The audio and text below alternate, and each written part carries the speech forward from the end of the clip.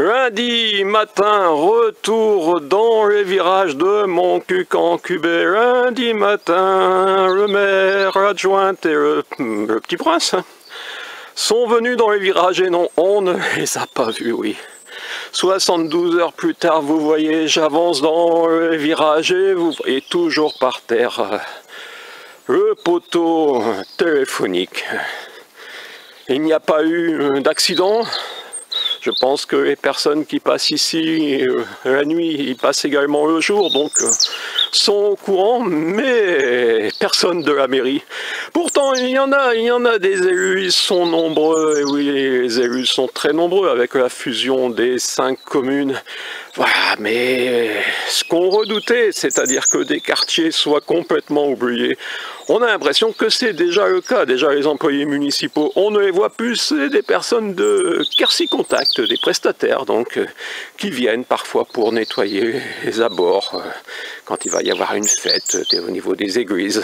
Voilà, on ne sait pas pourquoi, mais les employés municipaux restent sûrement pour Montcuq, et voilà, Montcuq en QB, ça donne ça. Bien sûr, pour comprendre ce malaise de la commune nouvelle, il faut sûrement remonter à la réponse de Madame Catherine Ferrier, préfète du Lot, et oui, je vous la repasse.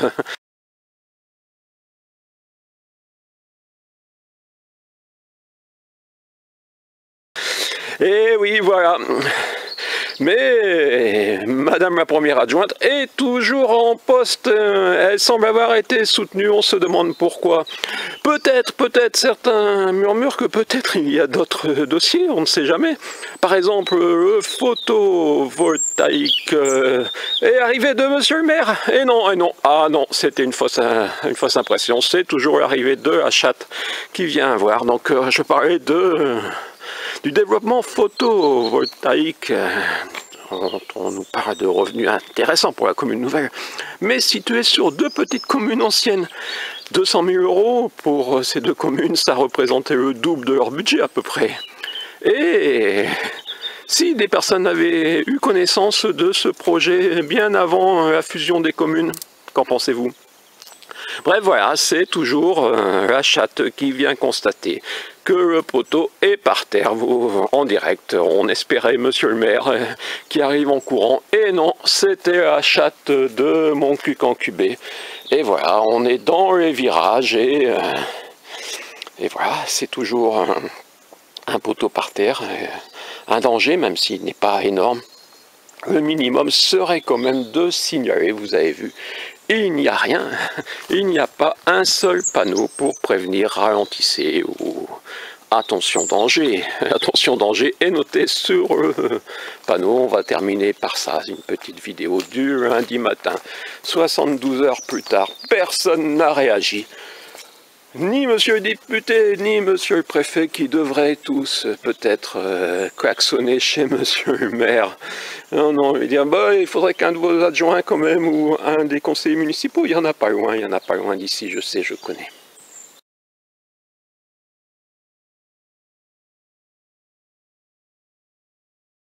Les cornichons, on en côtoie tous les jours, pas qu'à Montcuq. Hein. Les cornichons, on en côtoie tous les jours, pas qu'à Montcuq. Hein. Tout va bien. Ce que je voudrais vous montrer, c'est le tableau des emprunts, de l'endettement. Que vous soyez rassurés sur l'évolution des choses.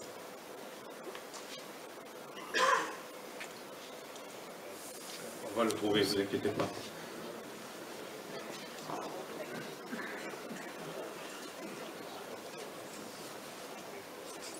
On n'a pas prévu de s'endetter à nouveau pour cette année. Je pense qu'on sera amené à le faire si on mène un très grand projet.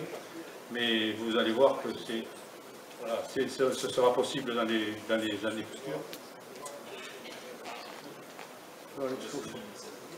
Vous voyez qu'on est en phase de désendettement de façon significative.